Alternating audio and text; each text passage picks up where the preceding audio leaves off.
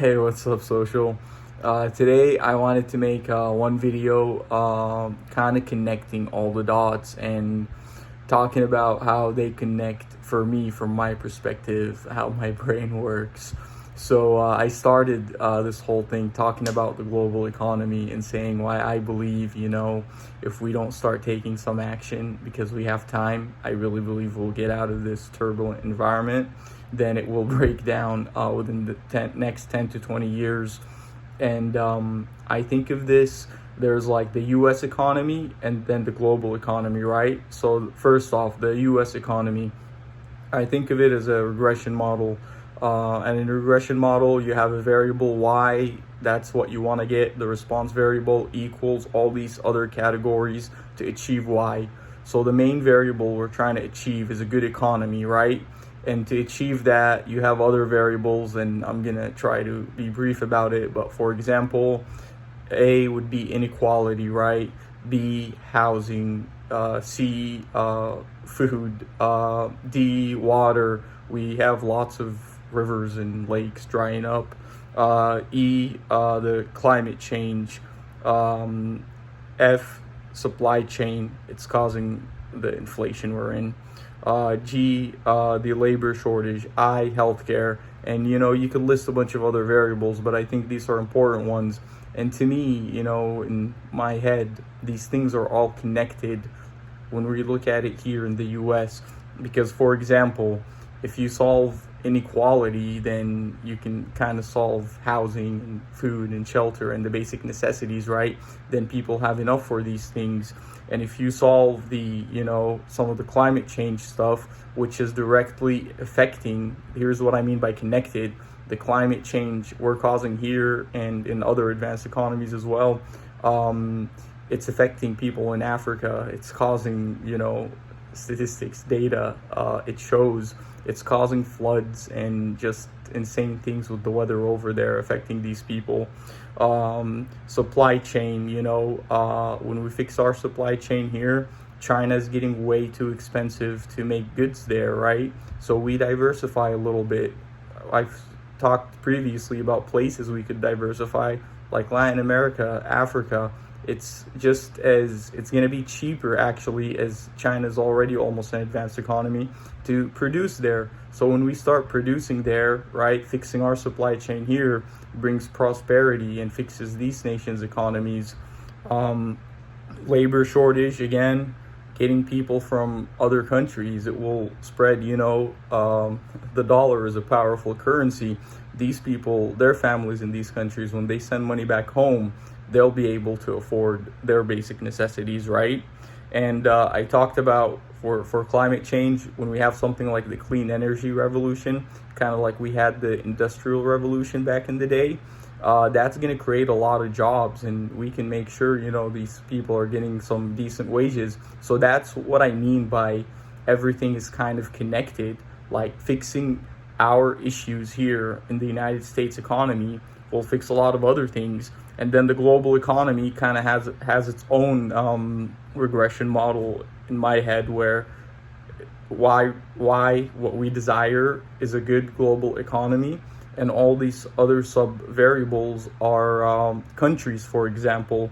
And these other countries, the developing countries, they're kind of like the building blocks of our advanced economies. Lots of our supply chain, lots of the things that we use and we consume here is in these other countries. So if these countries have what they need to produce, right, and do everything that they need to do, we wouldn't really have to experience inflation on everyday products we're producing or that sort of thing, right? We cannot let these developing economies fail, and they also have their own models. But again, fixing our economy should take care of almost all of their variables. That's what I mean when I say everything is connected when I talk about it. So I come and I make these videos talking about all these different topics, but to me, they are not separate topics at all. They're all highly correlated. And, this is my perspective. Someone could look at this point of view and say it's wrong, but is it really wrong? I mean, look at the trajectory and the data of things here in the United States. Could people afford housing or lots of their necessities like oil at the gas pump? What about healthcare or education? I mean, like, we have this insane student debt problem. Developing countries, that's another one.